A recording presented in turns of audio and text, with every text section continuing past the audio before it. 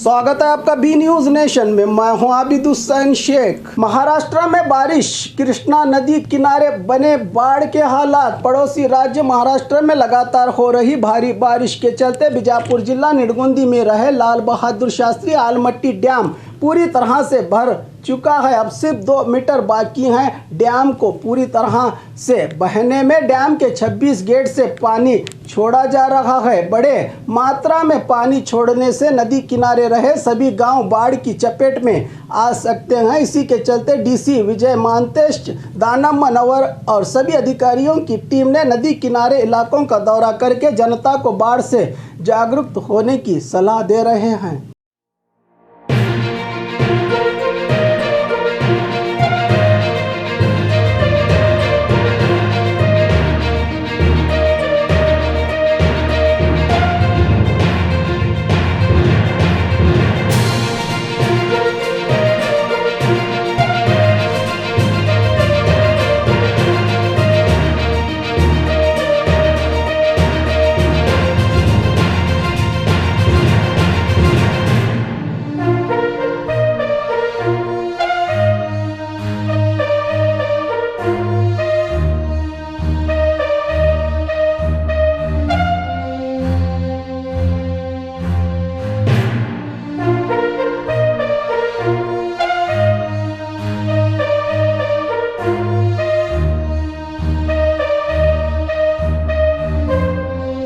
और खबरों के लिए देखते रहिए बी न्यूज नेशन।